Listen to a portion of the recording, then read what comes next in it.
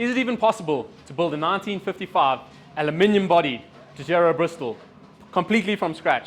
No restoration, no shortcuts, just skill, craftsmanship, and the pursuit of perfection. Stick around and find out.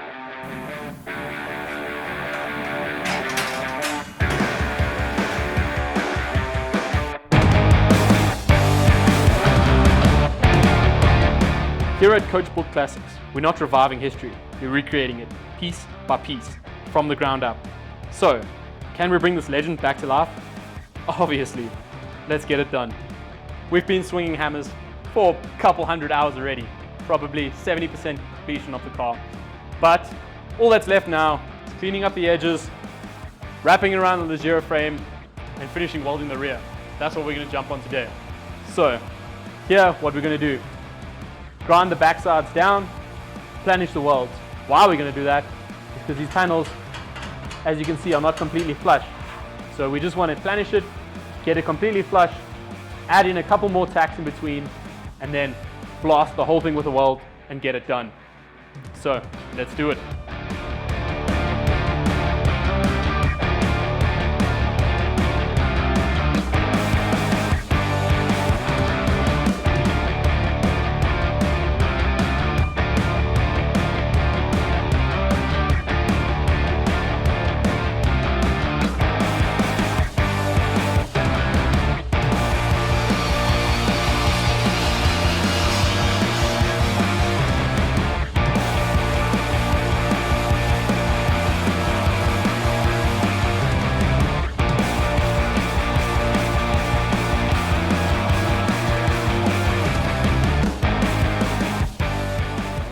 When planishing tack welds or final welds, it's almost always a time-consuming process.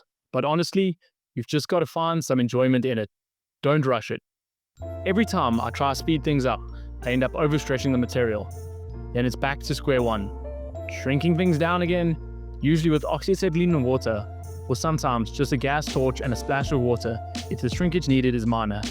Either way, it always at least doubles my time on the weld. And every single time I do it, I end up thinking, why did I rush it again? So, take your time, enjoy the rhythm of the process, and avoid creating extra work for your future self. That guy's already tired enough.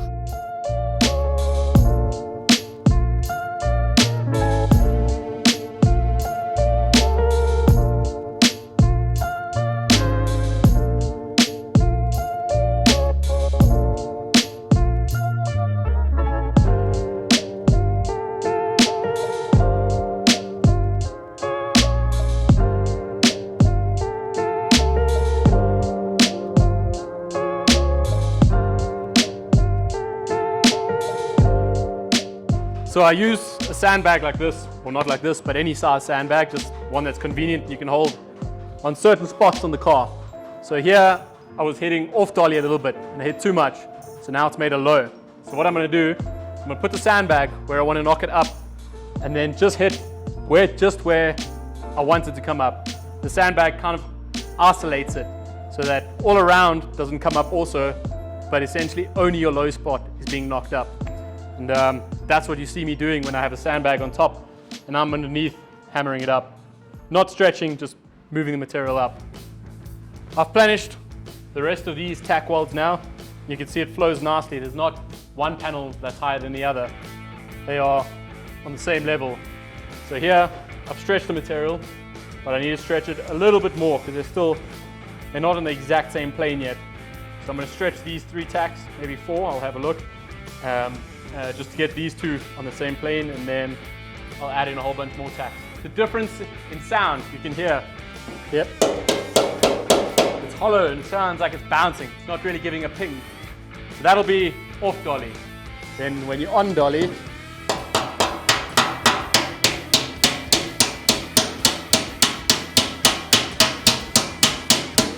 can hear it's a complete different sound.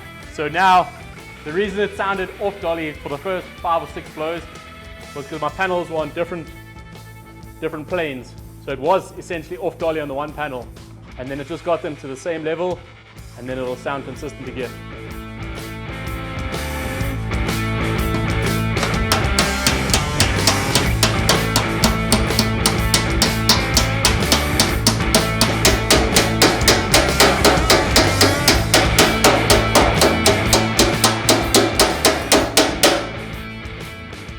there we go. Now it's all aligned and level. And I'm dripping sweat. Perfect. So now we've got all these tack welds planished. And now we pretty much go back to step one. So we're going to put a tack weld in between each one of these, about 10-15 mils apart. So we'll have one here, probably two between there, one, and then we'll do that along the whole panel. Once that's done, we go back to step 0. Grind the top, grind the bottom, planish it again along the whole thing, and then clean the heck out of it. Clean, clean, clean. Acetone top, acetone bottom, acetone top. Give it a full weld and repeat the process once again. So I like to weld all my panels using the base material as filler rod. So if I choose to polish it, there's no difference in color. So what I do is I just find not even a scrap piece of aluminium, just one around about 350 mils, 400 mils in length, so it's easy to cut. And then I'll essentially cut it square. So this is 1.6 mil thick, and I'll cut it 1.6 mil wide, and then just use that as a filler rod.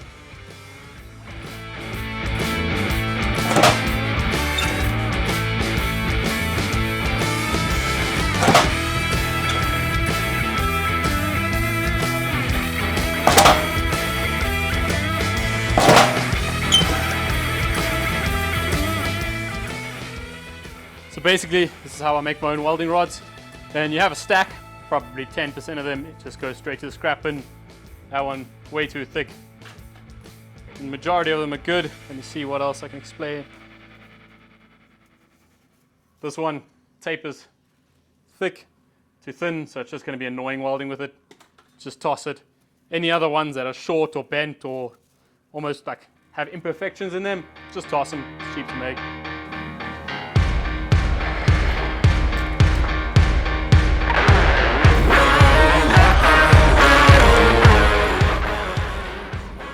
Now we just go with some good old acetone, clean lappy, or if you're somewhere else in the world, a rag, I think you call it. Yeah, it's a lappy here. So then we just acetone our lappy, and yeah, clean it proper.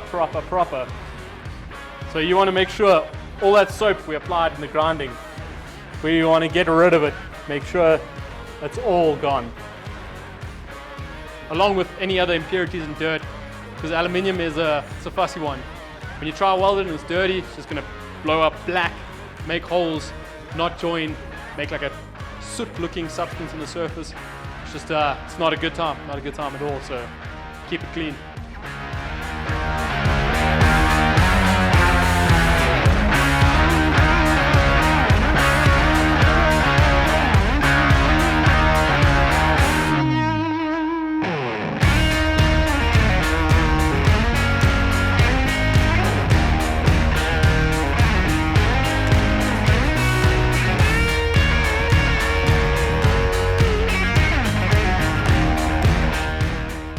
For the process I'll be using to weld this aluminium, that's 5754 H22 aluminium, and I'll be using a TIG welder and welding on AC, and then just controlling current through the pedal. Back to keeping everything clean when you weld aluminium. The good old acetone, your lappy, and now we just go with the rod. Just wipe one corner, rotate it, flip it around, make sure you're overlapping it. Rotate. That one's clean, put it aside. And then just clean however many you think you're going to need, so you don't have to stop and clean every time. Yeah.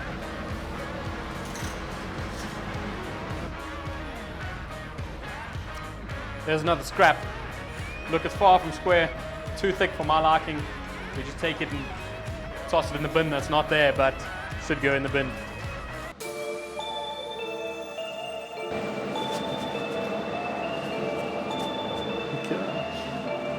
I'm going to start welding now.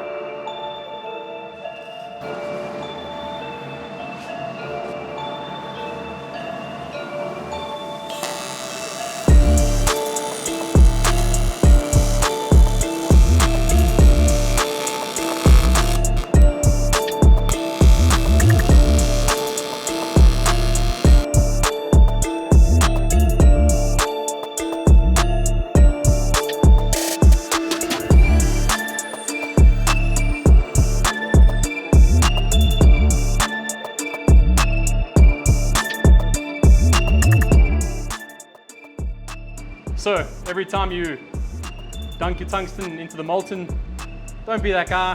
Just swap it around, weld some clean tungstens. Makes your life good, makes the world good. Everyone's happy, tungsten's happy, clean.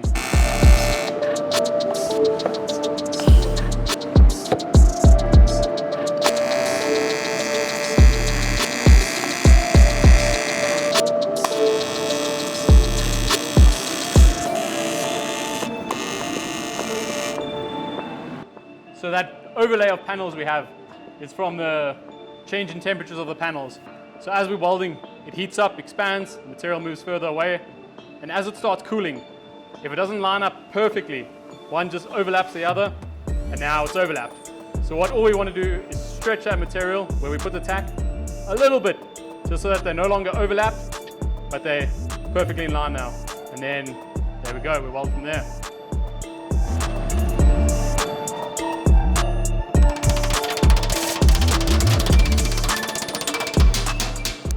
So now you can see, if you zoom in on these tacks, you can see this one's been crushed completely. They're no longer overlapping each other. It's nice and smooth. I stretched that one a little bit also. And now all we do is we're going to put 3 or 4 tacks in between here. If it overlaps on one, we stop, we stretch it, carry on.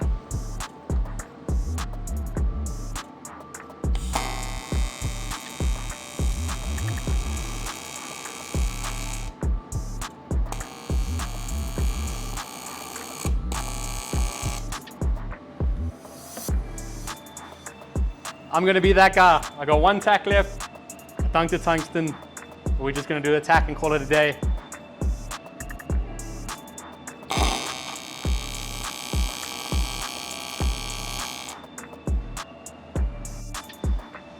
So, because this isn't my final pass, you shouldn't, but I got away with it. Just a dirty old tack. If you look at it, you can see it's not what you want. It's not a final weld. But considering we're grinding most of it down, this is just holding it in place for the final pass. Should be all right.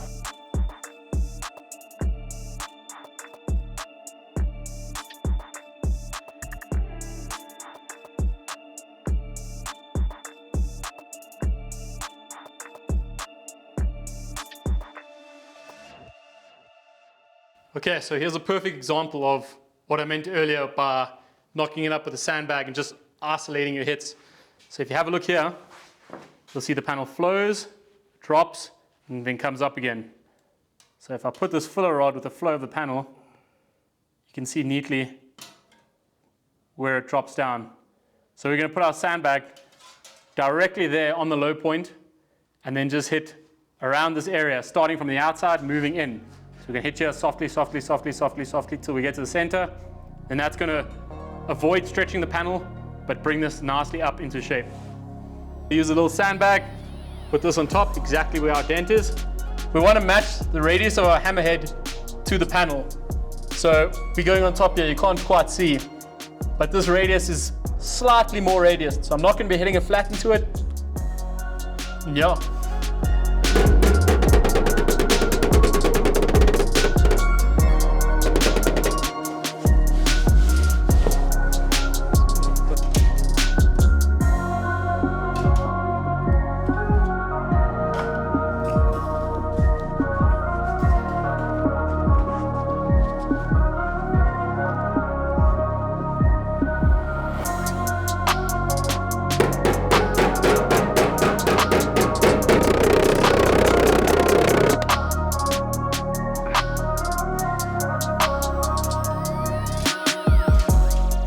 So as you can see now, far from perfect, but a lot closer to the correct shape. So it's only slightly low there still. So that's not a problem. As we press up with our dolly, hit it with a slapper, it's going to correct there. So we don't want to bring it up too much and have to hit it down again.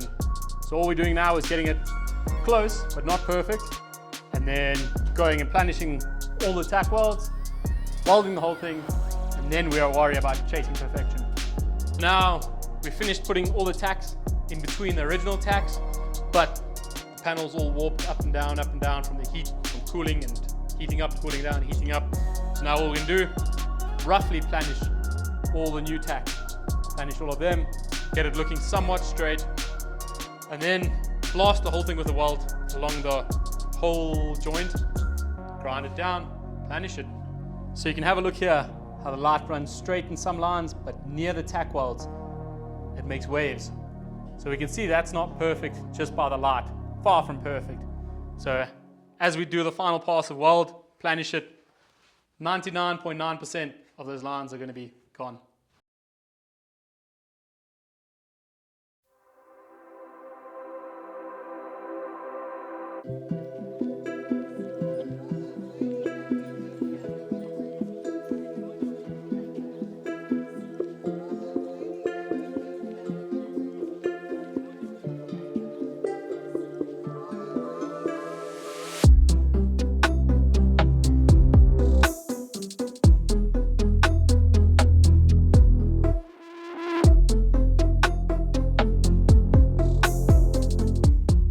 Okay, so just finished welding the top now.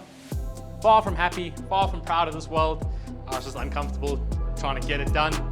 But now I'm gonna flip it over, get my heart broken. There's gonna be quite a few sections that need to be re-welded because of monkey butt. Yeah, let's do it and see what it looks like.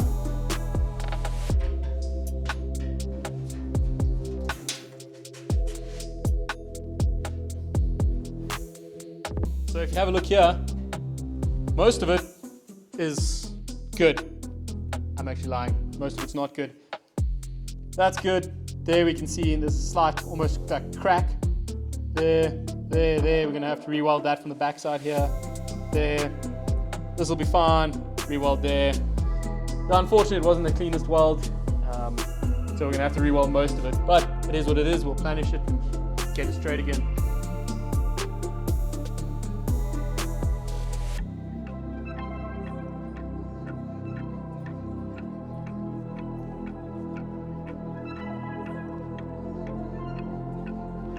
So when it comes to assembling all your panels and putting the car together, you want to tack everything close together, planish it equally across the whole panel. It's a very tedious process, but it's worth it in the end.